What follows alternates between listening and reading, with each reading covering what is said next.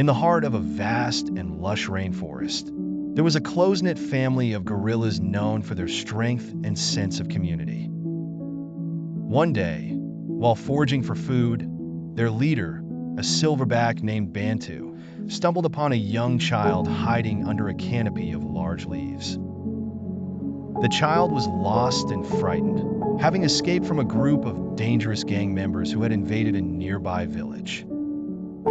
Bantu, with a gentle yet commanding presence, decided to bring the boy back to their nest. The gorillas, though initially wary, grew fond of the child. They named him Arlo.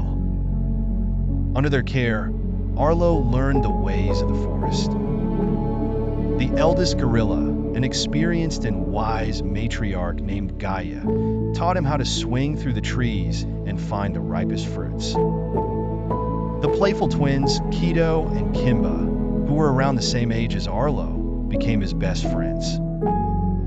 Years passed, and Arlo grew strong and agile. He could climb the tallest trees and roar as fiercely as the mightiest of gorillas. He had become one with the forest, deeply bonded with his gorilla family and other animals who recognized him as one of their own. However, the tranquility of the forest was constantly under threat.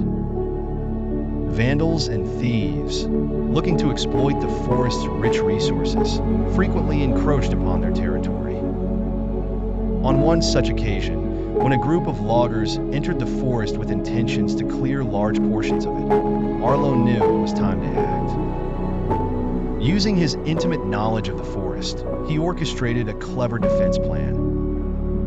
The gorillas, along with other animals like elephants and birds, worked together under Arlo's guidance. They created obstacles, made loud noises to scare the intruders, and blocked paths with fallen trees.